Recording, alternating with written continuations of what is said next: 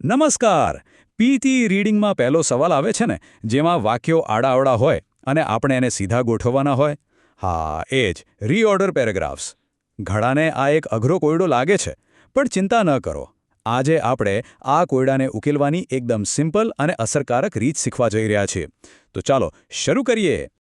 એવું થાય છે ને કે તમે બધા વાક્યો વાંચો, બધાનો અર્થ પણ સમજાય, પણ જ્યારે એમને એક લાઇનમાં ગોઠવવાની વાત આવે ત્યારે મગજમાં કન્ફ્યુઝન શરૂ થઈ જાય છે. ખરું ને? એવું લાગે કે જાણે બધા જ જવાબો સાચા છે. બસ આ જ ગૂંચવણને આજે આપણે સ્ટેપ બાય સ્ટેપ ઉકેલી નાખીશું. તો સૌથી પહેલા એ સમજીએ કે આ પેરેગ્રાફ પઝલ, આ કોયડો આખિર છે શું? એમાં આપણે કરવાનું શું હોય છે?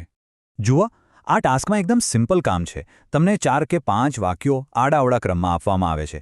તમારો મુખ્ય ગોલ એ છે કે આ વાક્યોને એક એવા તાર્કિક ક્રમમાં ગોઠવવા જેથી એક અર્થપૂર્ણ ફકરો બને.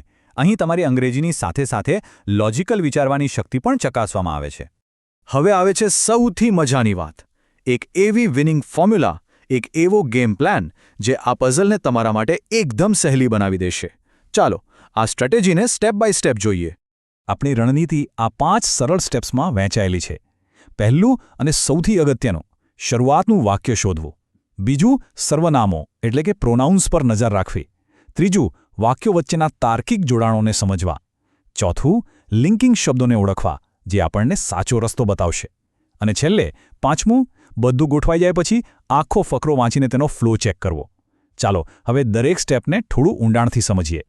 તો સૌથી પહેલું અને સૌથી મહત્વનું કામ છે શરૂઆતનું વાક્ય શોધવું.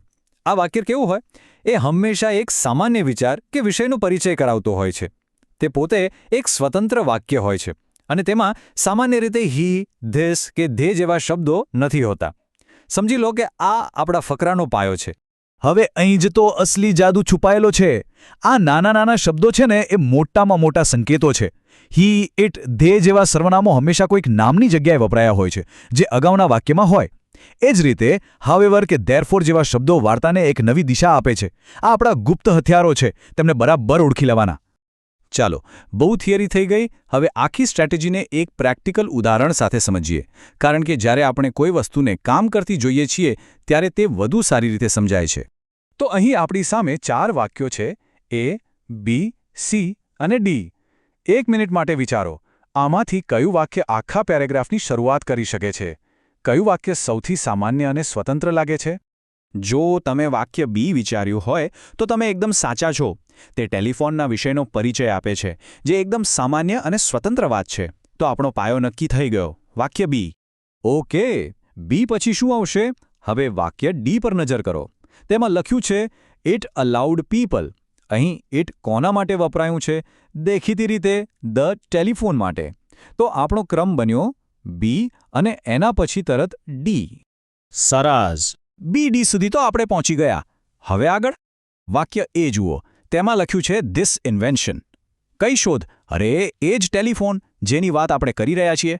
આ વાક્ય એ શોધની અસર બતાવે છે. તો હવે ક્રમ થયો બી, ડી, એ. અને હવે છેલ્લે શું બચ્યું? વાક્ય સી, જે ટુડેથી શરૂ થાય છે અને આખી વાતને આજના સમય સાથે જોડીને એકદમ પરફેક્ટ નિષ્કર્ષ આપે છે. તો આપણો અંતિમ અને સાચો ક્રમ છે બી, ડી, એ, સી. અને જો આપણી પઝલ સોલ્વ થઈ રહી. હવે આખો ફકરો એકસાથે વાંચો. ટેલિફોનની શોધ 19મી સદીમાં થઈ હતી. તેનાથી લોકો લાંબા અંતર સુધી વાત કરી શકતા હતા. આ શોધે લોકોના સંચારની રીત બદલી નાખી. આજે સંચાર પહેલા કરતાં વધુ ઝડપી છે. જોયો કેવો સરસ અને એકદમ લોજિકલ ફ્લો બને છે? ચાલો, સાચી રીત તો આપણે શીખી લીધી. પણ એ જાણવું પણ એટલું જ જરૂરી છે કે લોકો સામાન્ય રીતે કઈ ભૂલો કરે છે. આ જાળને ઓળખવાથી આપણે ખોટા જવાબો આપતા બચી શકીએ છીએ. સૌથી મોટી ભૂલ, કોઈ સર્વનામ એટલે કે હી, ઇટ, ધીસ વાળા વાક્યથી શરૂઆત કરવી. ના, હંમેશા પહેલા સામાન્ય વિચાર શોધો. અંદાજો લગાવવાને બદલે તર્ક અને ક્લૂઝનો ઉપયોગ કરો. અને હા, લિંકિંગ શબ્દોને ક્યારેય અવગણશો નહીં. તે તમારા ગાઈડ છે.